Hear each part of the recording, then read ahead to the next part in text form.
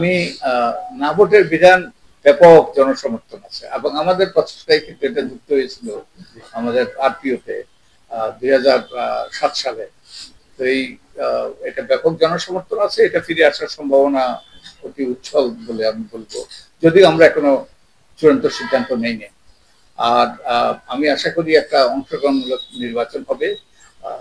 যারা নির্বাচনে অংশগ্রহণ করতে চায় তাদের জন্য কোনো রকম প্রতিবন্ধকতা সৃষ্টি করা হবে না এবং যাতে একটা প্রতিযোগিতামূলক নির্বাচন হয়।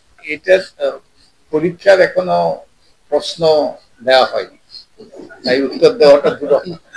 যে আমরা যখন আমাদের সংস্কার প্রস্তাব দেব এবং এরপরে যখন রাজনৈতিক দলের সাথে অন্তর্বর্তীকালীন সরকারের তাদের যখন হবে, আলাপ আলোচনা হবে, তখন চিহ্নিত হবে কোন কোন সংস্কার করতে হবে এবং তার উপর সবকিছু নির্ভর করবে। সেই যেগুলোর ব্যাপারে তারা ঐক্যমত্যে পৌঁছবে সেগুলোই নির্বাচন কমিশন এবং সরকার, রাজনৈতিক দল তারা বাস্তবায়ন করবে বলে আমার বিশ্বাস। আমাদের কাজে কোন রকম ব্যাঘাত হয়নি, ব্যাঘাত ঘটেনি, কারণ এটা প্রয়োজন, নির্বাচন কমিশন গঠন করাটা প্রয়োজন ছিল, কারণ ভোটার তালিকা তৈরি করতে হবে আর অনেকগুলো প্রস্তুতিমূলক কাজ করা দরকার। কারণ নির্বাচনের যাত্রাটা শুরু হওয়া দরকার, নির্বাচনের ট্র্যাকে ওঠা দরকার। তো এটা প্রয়োজন ছিল। আর ওই যে যেটা প্রশ্ন উঠে যে আইনের মাধ্যমে, যে আইনের অধীনে নির্বাচন কমিশন গঠন করা হয়েছে, সে আইনটা ত্রুটিপূর্ণ, অনেক সমালোচনা আছে, আমরা নিজেরাও সমালোচনা করেছি।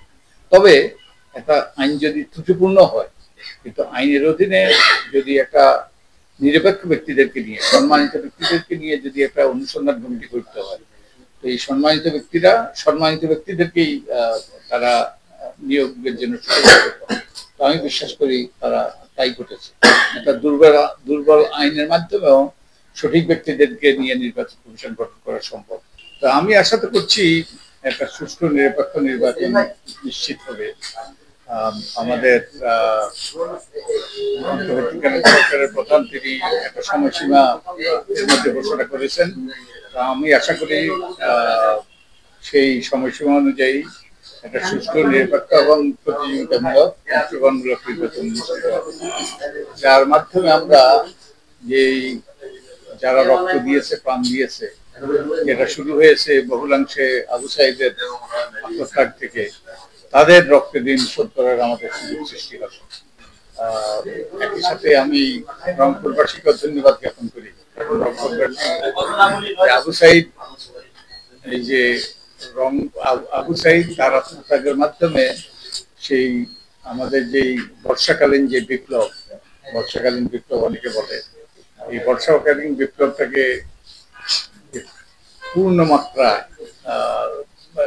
বর্ষাকালীন বিপ্লবের নূতন মাত্রা যুক্ত করেছে, যেটা পরিণতিতে স্বৈরাচারী হাসিনা সরকার পদত্যাগ করতে বাধ্য হয়েছে এবং হাসিনা চেষ্টা করে পালাতে বাধ্য হয়েছে। এই আবু সাঈদের এবং একই সাথে রংপুরবাসীর এই যে অবদান, এটা সারা বাংলাদেশের মানুষ কৃতজ্ঞতার সাথে স্মরণ করবে চিরকাল।